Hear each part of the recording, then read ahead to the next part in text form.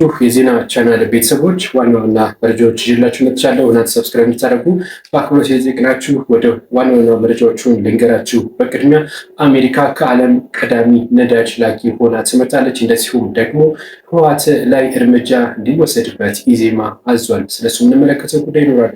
በትግራይ ክልል የፕሪቶሪያውን ስምምነት ያፈራረሙት ኦባሳንጆ ወደ ትግራይ ክልል አቅንተዋል። የምነግራችሁ ነገር ይኖራል። የአውሮፓ ህብረት ዜጎች በአሜሪካ ላይ እምነታቸውን በሙሉ ለሙሉ ጥለውነት አንስተዋል የተባለው 11 በመቶ ብቻ ናቸው የሚያምኑት። ስለሱ ሰፋ ያለ መረጃ ይኖረናል። ትራምፕ በኢራን ላይ የኒውክሌር መሳሪያ ለመጠቀም ቅድመ ዝግጅት እያደረጉ እንደሆነ መረጃዎች ወጥተዋል። ስለሱም ሰፋ ያለ መረጃ አለን። ኦባሳንጆ መቀሌ ገብተዋል።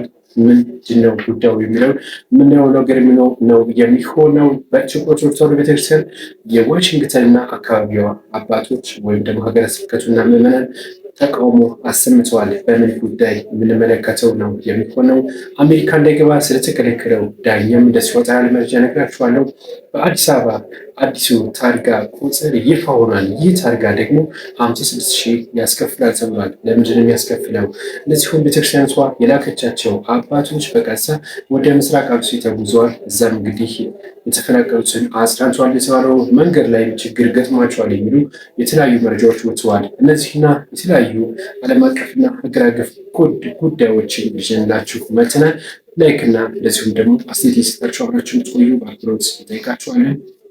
ወደ መረጃ የመጀመሪያው መረጃችን የሚሆነው ደግሞ አሜሪካ ናት። አሜሪካ ከዓለም ቀዳሚ ነዳጅ ላኪ ሀገር ሆና ተመርታለች። ከአሁን ቀደም በሪከርድነት ተይዞ የነበረው የሳውዲ አረቢያና እንደዚሁም የሩሲያ ነበር። አሁን ግን አሜሪካ እነዚህ ሁለት ሀገራትን በመቅደም ነው 10 ሚሊዮን በርሜል ድፍድፍ ወደ ውጭ በመላክ ሪከርድ የያዘችው ነው የተባለው።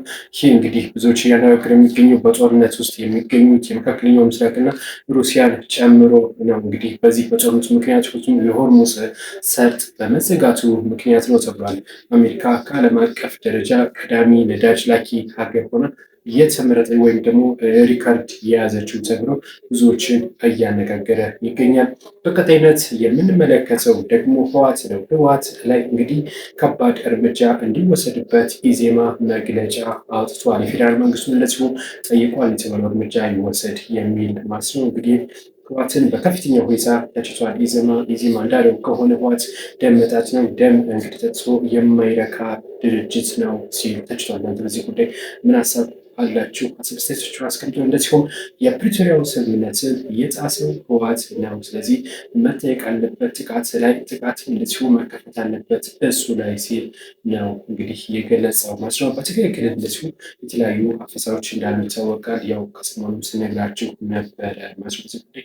ሌላኛው የአውሮፓ ህብረት ነው። የአውሮፓ ህብረት እንግዲህ የአውሮፓ ህብረት ዜጎቹ አውሮፓውያን ያሉ ዜጎች የአሜሪካ ላይ ያላቸው እምነት ከፍተኛ ሁኔታ ቀንሷል የተባለው እንግዲህ 11% ደርሷል የተባለው እምነታቸው በተለይ ዶናልድ ትራምፕ ስልጣን ከያዙ በኋላ አሜሪካ ላይ ያላቸው እምነት በከፍተኛ ሁኔታ መቀነሱን የሚያሳዩ መረጃዎች ወጥተዋል ነው የተባለው። እንግዲህ በቀጣይነት የምንመለከተው ደግሞ ስለ እንግዲህ ትራምፕ ይሆናል። ዶናልድ ትራምፕ በኢራን ላይ የኒውክሌር የጦር መሳሪያ ለመጠቀም እቅድ እንዳላቸው ተነግሯል። በተለይ ደግሞ ጦርነቱን በቶሎ ለመጨረስ የኒውክሌር የጦር መሳሪያ ግድ ሊሆን ይችላል። ልክ እንደ ጃፓን ሂሮሺማ እና ነጋሲ ጋር እንደተደረገው ማለት ነው። እንግዲህ ቶሎ ለመጨረስ እቅድ አላቸው። ይህን ያደርጉታል ወይ የሚለው የምንመለከተው ነው የሚሆነው። ነገር ግን እቅድ አላቸው ተብሎ ተዘግቧል። ሌላኛው ኦባሳንጆ ናቸው።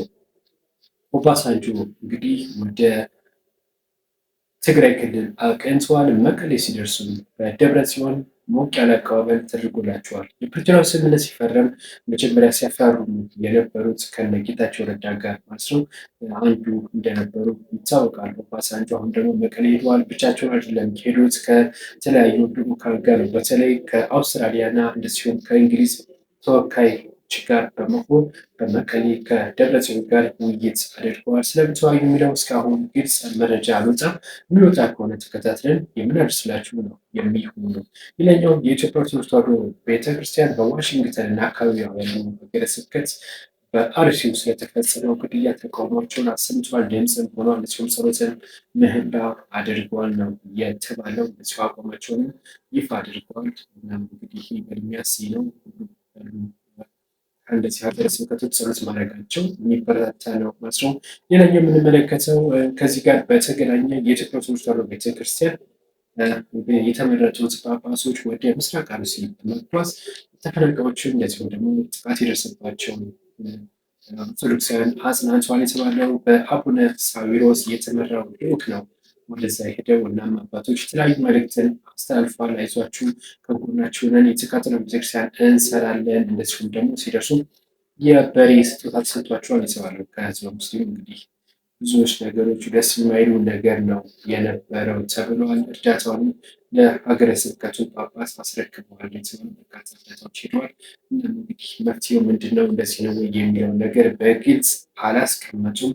አዝናንተው ብቻ ነው እየተመለሱ የተባለው። አቡነ ሳዊሮስ በመልእክታቸው ሲገልጹ ዘላቂ የሆነ ከዚህ አካባቢ ያለውን ጥቃት እንዲቆም እናደርጋለን፣ ስር ነቀል ለውጥ ይደረጋል ሲሉ መልእክት አስተላልፈዋል። ይሳካ ይሆኑ የሚለው የብዙዎቻችን ጥያቄ ነው ማለት ነው። በዚህ ጉዳይ እንግዲህ በዚህ ጋር በተገናኘ ሌላኛው ወርጃችን የሚሆነው ብዙዎችን እያነጋገረ ያለው የአዲስ አበባው የታርጋ ቁጥር ነው። በአዲስ አበባ እንግዲህ ይህ ታርጋ ቁጥር 56 ሺህ ብር ያስከፍላል የተባለው ይህ ታርጋ ቁጥር የነዳጅ እንደዚሁም ደግሞ የኤሌክትሪክ መኪኖችን ከፋፍሎ ነው የሚሰጠው ተብሏል። የመንግስት መኪኖች እንደዚሁም የእርዳታና የታክሲ የቤት መኪና እነዚህ የተለያዩ መኪኖች የራሳቸው የሆነ ታርጋው የሚሸጥበት ማለት ነው ተቀምጦላቸዋል ዝርዝር ማለት ነው እንደምትመለከቱት።